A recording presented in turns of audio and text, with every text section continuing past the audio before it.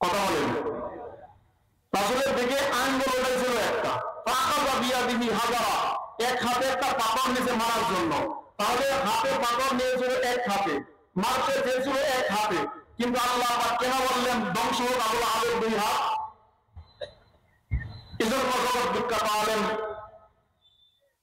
বিশ্ববিখ্যাত মুফাসসির হাফেজ ইমাদউদ্দিন ইবনে কাসির রাহিমাহুল্লাহ উল্লেখ করেছেন, এই জায়গায় হাত বলতে মূলত দুইটা হাতকে বোঝায়। মানুষের হাত দুই প্রকার, একটা হচ্ছে বাহ্যিক হাত, আরেকটা হচ্ছে রূপক হাত। একটা হচ্ছে তার নিজের হাত, আরেকটা হচ্ছে ক্ষমতার হাত। নিজের হাত সব কিছু করতে পারে না ততক্ষণ, ক্ষমতার হাত সাপোর্ট দেয় না ততক্ষণ। বলে আবু লাহাব মক্কার অর্থ বলতেছিল, তার হাতে ক্ষমতা ছিল, এজন্য নবীজির দিকে আঙ্গুল উঠিয়েছে। তার মানে আল্লাহ পাক বলছেন ধ্বংস হোক আবু লাহাবের দুই হাত, তার মানে আবু লাহাব নিজেও ধ্বংস হোক, ধ্বংস হোক তার ক্ষমতার হাত।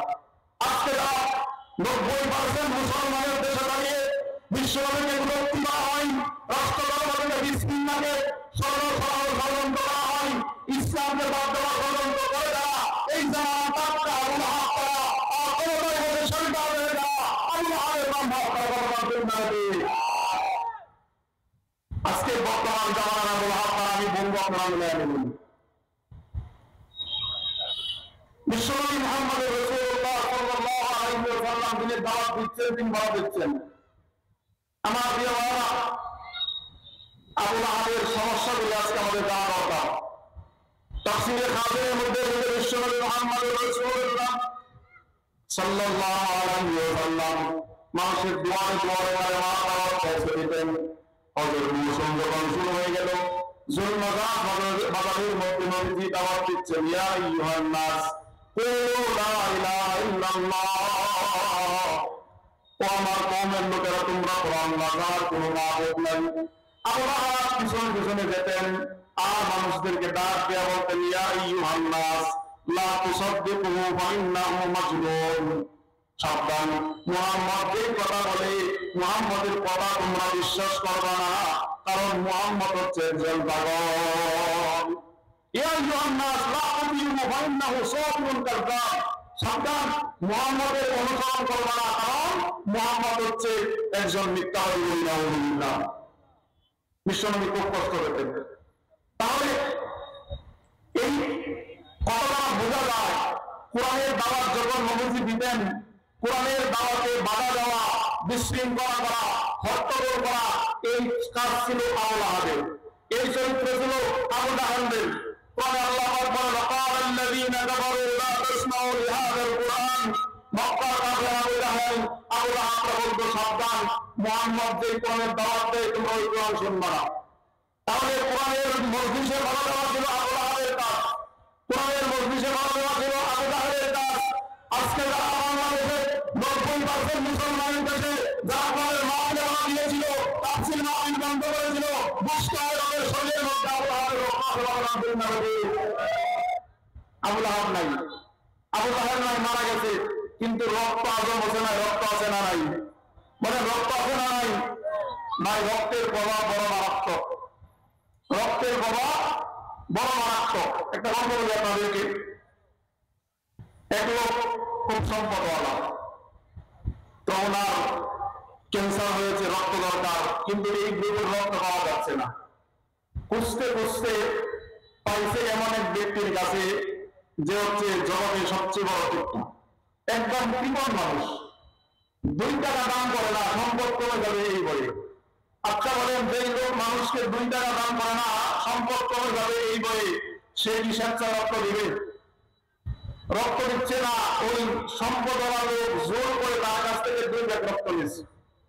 রক্তের প্রভাব যে বড় মারাত্মক বুঝেন। এবার 2 ব্যাগ রক্ত দেওয়ার পরে ওই কৃপণ ব্যক্তির মন বড় খারাপ, কারণ শরীর থেকে 2 ব্যাগ রক্ত চলে গেছে। এবার সম্পদওয়ালা লোক বলে, ভাই মন খারাপ করবা, 2 ব্যাগ রক্ত দিয়েছ, তোমার খুশি হয়ে 2 লক্ষ টাকা দিলাম।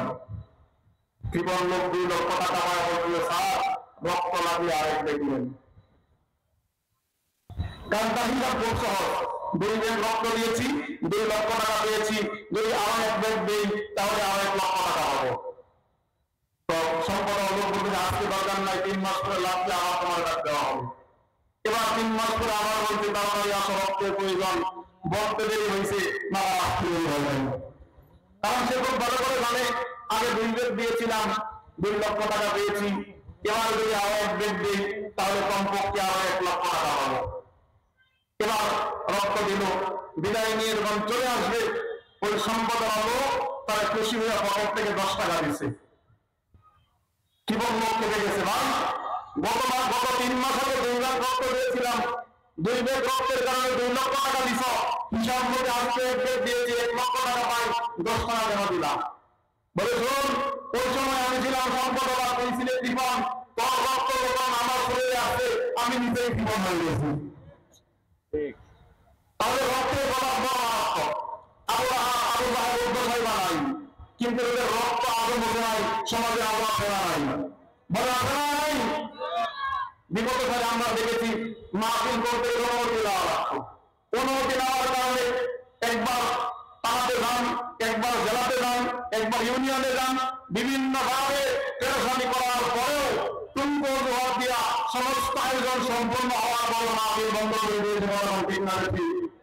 বলে এই সমস্ত কাজ করতে যাওয়া বুঝতে হবে 1 নম্বর আমরা হাততারা, আর ক্ষমতায় বসে সন্তান দেওয়া আমরা হবে বাম হাততারা।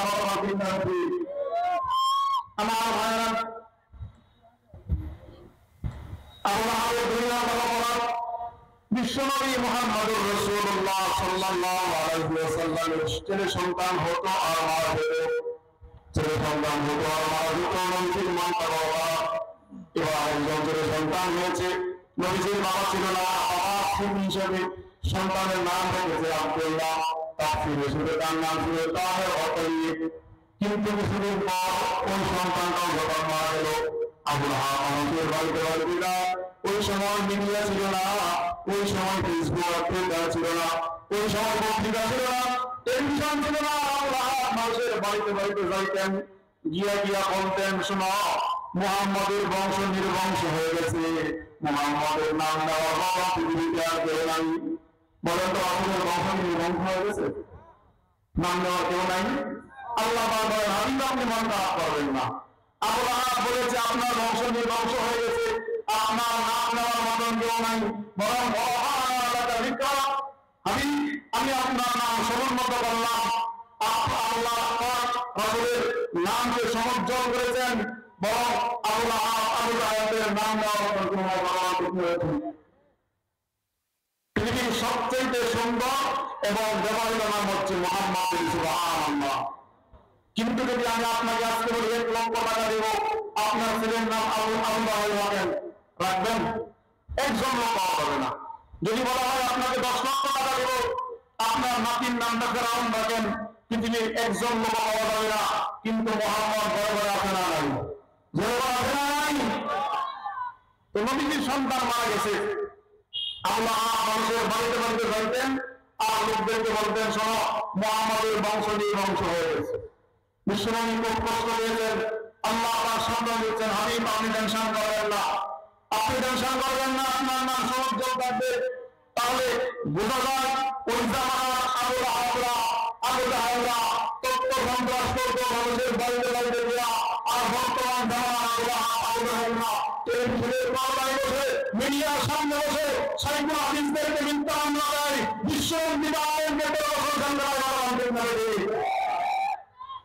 তাহলে নির্দোষ লোকদেরকে দুর্নাম করে যারা সাধারণ মিথ্যা মামলা দিয়ে মধ্যে করে যারা নাটক মঞ্চায়িত করে ফাঁসির মঞ্চে নেয় যারা, বর্তমান জামানার 2 নম্বর ক্ষমতায় বসে তাদেরকে সাপোর্ট করে দেওয়া, আমরা হবে লম্বা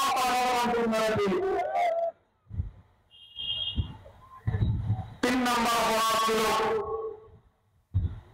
তাফসীরে কাবীরের মধ্যে আল্লাহ ফখরুদ্দীন রাজি রাহমাতুল্লাহ উল্লেখ করেছেন, তার 3 নম্বর অপরাধ ছিল নবীজি যখন নামাজ পড়তেন উটের নারী বুড়ি রাসূলের উপর নিক্ষেপ করা হতো, রাসূলকে কষ্ট দেওয়া হতো, বিভিন্ন ভাবে নবীজিকে হয়রানি করা হতো। এই স্বভাব ছিল আবু জাহেলের। বর্তমান জামানায় যারা আলেমদেরকে হয়রানি করে, নিরপরাধ সাইকুল হাদিসদেরকে যারা মিথ্যা মামলা দিয়া হয়রানি করে, নিরপরাধ আলেমদেরকে যারা দিনের পর দিন রাতের পর রাত বন্দী করে রাখে, বুঝতে হবে ওই জামানার আবুল আহাব আর বর্তমানের আবুল আহাবের মধ্যে কোনো পার্থক্য নাই। আমার ভাইরা, আল্লাহ সুবহানাহু ওয়া তাআলা সূরাতুল নাস নাযিল করলেন। আল্লাহ তাআলা জানিয়ে দিচ্ছেন, তাব্বাত ইয়াদা আবি লাহাবিন ওয়া তাব, ধ্বংস হোক আবুল আহাবের দুই হাত, মা আগনা আনহু মালুহু ওয়া মা কাসাব, কোন কাজে আসবে না তার সম্পদ, তার সন্তান, তার ক্ষমতা। আমার প্রিয় ভাইরা, বিশ্বনবী মুহাম্মদুর রাসূলুল্লাহ সাল্লাল্লাহু আলাইহি ওয়াসাল্লামের উপর যখন এই আয়াত নাযিল হয়ে গেল, সঙ্গে সঙ্গে আল্লাহ তার বাড়িতে আসছে। বাড়িতে এসে তার 3 জন সন্তান ছিল। তাফসীরের মধ্যে এসেছে, ওয়াকানা লিআবু লাহাবিন সালাসাতু আবনাতিন, আবু লাহাবের 3 জন সন্তান ছিল, মুতা, উতবা ওয়া উতাইবা। এবার তার 2 ছেলেকে ডাক দেয়া বলে, ও আমার ছেলেরা শোনো, মুহাম্মদের মেয়ে রুকাইয়া এবং কুলসুমকে তোমরা তালাক দিয়ে দাও। সন্তানরা তালাক দিতে চায় না, কারণ রাসূলের মেয়ে দেখতে সুন্দর, গুণের দিক থেকেও ছিল পৃথিবীর সবচাইতে গুণবতী। 2 ছেলে বলে, না বাবা, তালাক দিব না। এবার আবু লাহাব ডাক দিয়ে বলে, শোনো, রাসি ওয়া রাসুকুম হারামুন ইল্লাম তুতাল্লিকা ইবনাতা মুহাম্মদ, তোমাদের জন্য আমার চেহারা দেখা হারাম যতক্ষণ না মুহাম্মাদের মেয়েদেরকে তোমরা তালাক দিও না।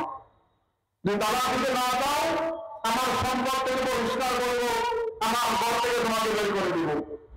এবার বাধ্য হয়ে 2 ছেলে নবীজির 2 মেয়েকে তালাক দিয়েছে। আর সেই 2 মেয়েকে পর্যায়ক্রমে হযরত ওসমান রাদিয়াল্লাহু তাআলা বিবাহ করেছেন।